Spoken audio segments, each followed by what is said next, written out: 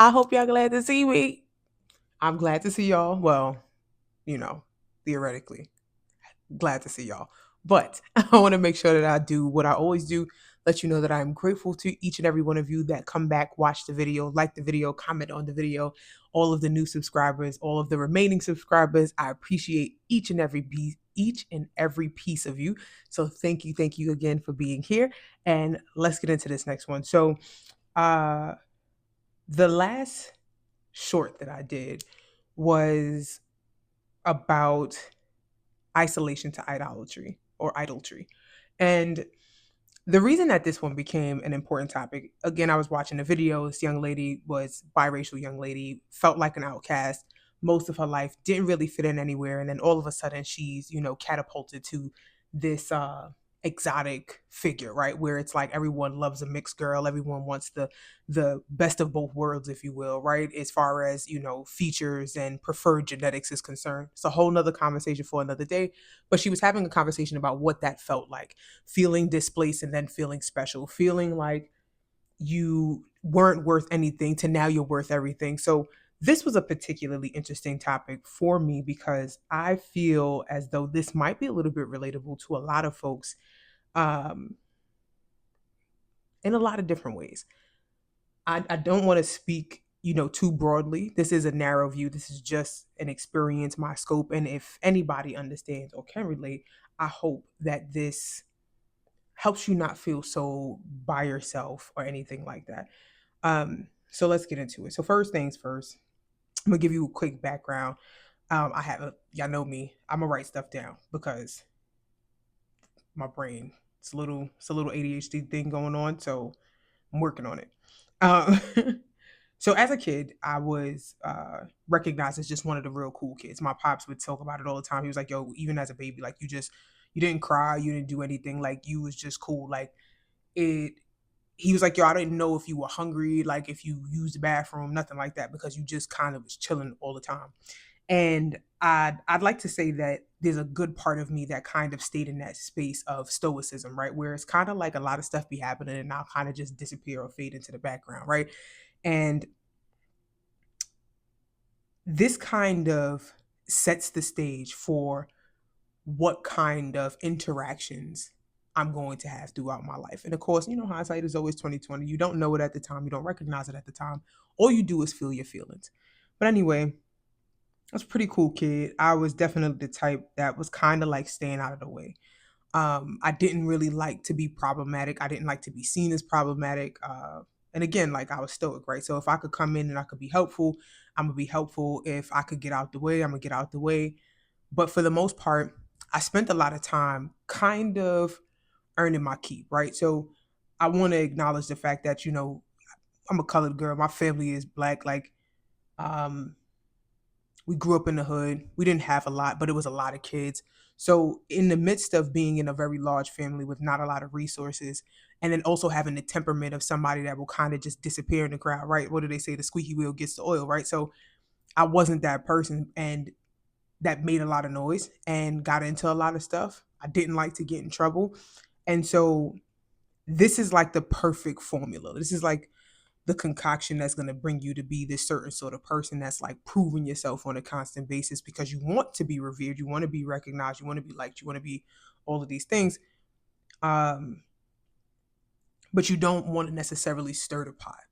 So me being cool got me a lot of praise, like as far as just being a nice, easy going, right? The cool girl shit. It served its purpose in that people like that. So that was something that was solidified, concreted throughout life. And then you have this other notion of like, oh, just be nice and help people. And essentially, like, it ends up being like the safety blanket, right? So, to further elaborate on this, I was watching something else. I was talking about specifically B. Simone, and she's having like a discussion on her podcast with a friend of hers. And they were talking about like how she shows up. And it was a friend that was going through grief. And B was like, yo, if you need something, let me know. And like, I'll pull up or whatever the case might be. And the friend was like, I don't feel like I should have to say that. Like, I feel like you should volunteer. You should make yourself available for these sorts of things. And I'm not really mad at Shorty for that, right? But there's a component of that that's kind of like, oh, so you want me to play the guessing game? And it made me think about myself, which is why we are here now. So let's get into, I don't want to necessarily spend time on attachment styles because I'm still kind of learning about these things. And I don't want to over iterate or over speak to something that I'm still getting familiar with.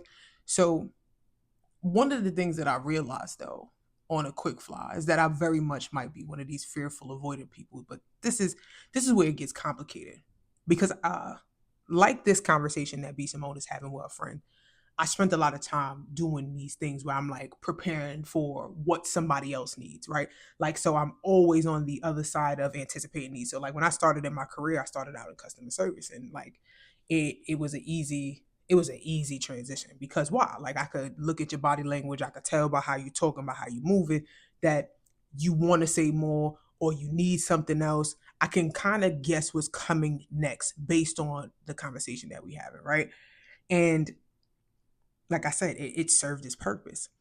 What I discounted was that that was something that I learned in being overexposed to people that were volatile. And it served a valuable purpose in the workspace, but it was exhausting on my mental space. But again, because I would do things like get it right and I would get all of these rewards. So remember beforehand, I would say like I would have these addictive style relationships, this trauma bond kind of thing where I'm constantly in these states of highs and lows of feelings and emotions and all of these dynamics, right? So as we go on, of course, this shows up in not just work, but this is how our relationships, so my friendships are like this, my spousal dynamics are like this, even in family. Like I would say, it's the same thing.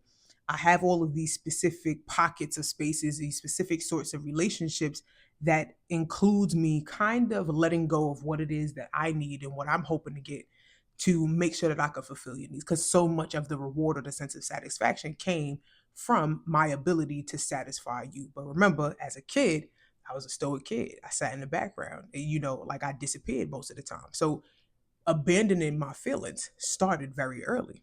I didn't realize that that was what I was doing. But over time, you start to realize that that's what you're doing.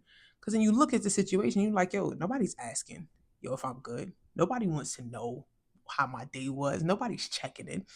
And so I say that to say it starts out in this isolation space. And then as you get older and you kind of perpetuate these dynamics of like, I'm gonna always have what you need, I'm gonna always have your back. People love you, adore you, and enjoy you on all of these forefronts and all of these styles of relationships, but they're not necessarily showing up for you. They're showing up because you are good for them. You are a joy for them.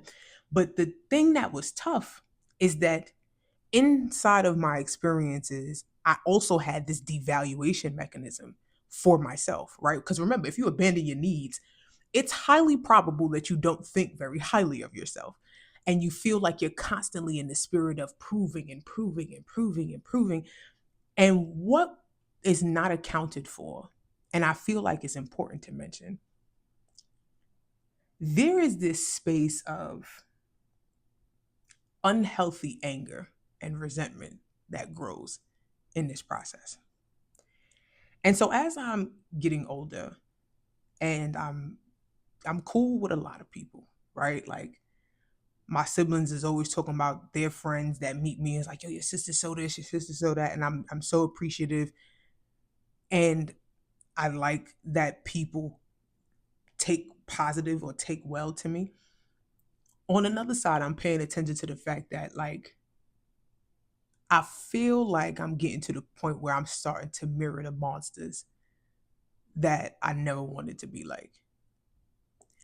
Because in this process of proving myself, and that, that little seed of resentment and anger, and as that grows, I've developed this kind of hot and cold tendency. Back in the day, I was dealing with this dude, and he was much, much older than me, and he was talking about this whole hot and cold thing. Long story short, like this addiction cycle, you go cold on people, you don't speak to them and whatnot, and then when you speak to them and you nice to them and everything else, they feel like they've won something. It's this reward, right? And I catch myself and I reflect on like how I've shown up in certain spaces, and I'm like, damn. So my sister and my brother is like, yeah, my friends think blah blah blah. I'm like, yo, honestly, I don't even think I'm that cool for real. Like, I think that what it is that they see me and they perceive me a certain sort of way. And then when I'm actually nice to them, because organically, I'm not a bad person. Like, I'm not out here trying to hurt nobody's feelings. But I'll I'll disappear because I get burnt out. I'll be tired. I don't be wanting to talk. I don't be wanting to chill. I don't want to be hanging out. Like, I feel pretty comfortable when I'm isolated, and that is the perfect recipe for me to show up as the monster that I couldn't stand. And so while I wish I had all of the answers, right? Like, I wish that I could tell you that I knew exactly what I was doing and how I was doing it and so on. I try my best to communicate my boundaries, the things that I don't like, the things that bother me. And I ain't gonna lie, it don't always work. It don't always work. It don't work because what I say out of my mouth and how I show up, it seems so stark, it seems so far apart that it's not really perceived as true because I said it. Because my actions don't match all the time. So when I say stuff like, nah, like, I'll cut you off, people believe that because like I'm so cool and I'm so attached in these moments that like going cold turkey talking to somebody is a challenge for me. But unfortunately, it's kind of like I'm gonna catch you in the flip, because there's a version of me that is avoidant. There's the version of me that is very much like, all right, fuck it. And that's not cool, right? So I guess that the moral of the story is again, like, inventory. Figure out exactly who you are, how you show up. Because I think that there's a space in me that people have started to fall in love with the brokenness of me. And it could be true for you, right?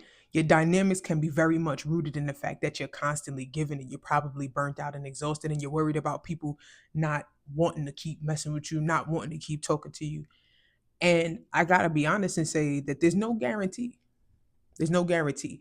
And as a person that can forfeit relationships, because I'm like, yeah, if it's not good, it's not good. I've also had a lot of practice with suppressing my emotions and intellectualizing what I'm going through. So it puts me at somewhat of an advantage in one space, but partnership,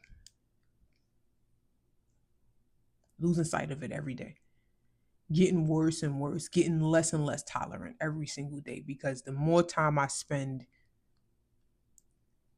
inward and reflecting and finding my comfort and my space and my happiness, the more the isolation makes sense. So I think it's important to recognize that sometimes you might be the villain in somebody's story. It's okay.